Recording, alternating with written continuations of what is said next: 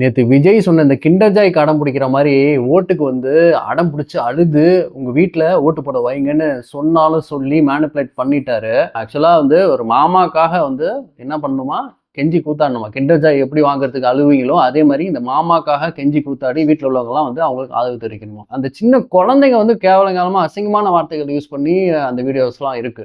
இது எப்படி இருக்குமா, ஒரு உலகத்திலே இந்த மாரி ஒரு தலைவன் வந்து ஒரு அரசியல் தலைவன் வந்து இந்த மாரி பண்ணி நம்ம பார்த்ததே கிடையாது. இது மேனிபுலேஷன் டூ த கோர்ன்னே நம்ம சொல்லலாம். ஒரு சின்ன குழந்தைங்கள தூண்டி விட்டு இத பண்றது அப்படிங்கிறது.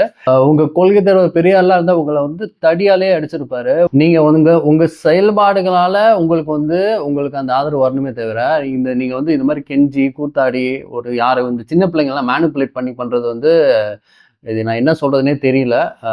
இஸ் நாட் கடைசியா சொல்றது இதுதான். Vijay is not qualified to be a leader அவ்வளோதான்.